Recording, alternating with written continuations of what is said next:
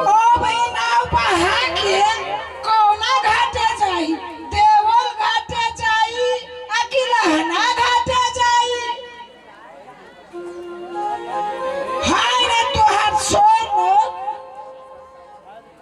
एकदम सफा जाए हम सोच सोच के पागल हो गए बानी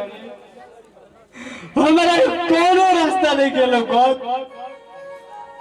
कि हम कहाँ जाए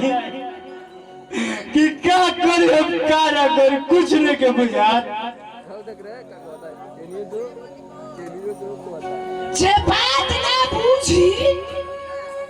उ कहाँ से सूझी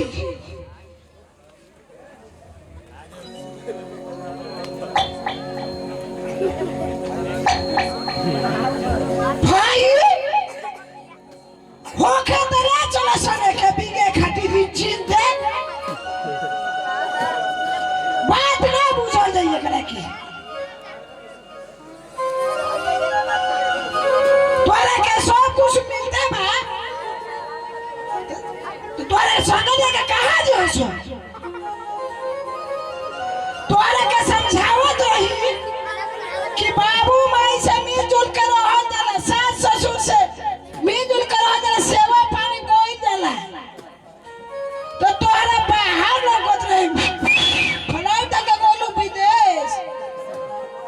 कोरोना नहीं ली कुलफुत कोई ना अच्छा ना होला हो हम ना जानत रही कि ऐसे होई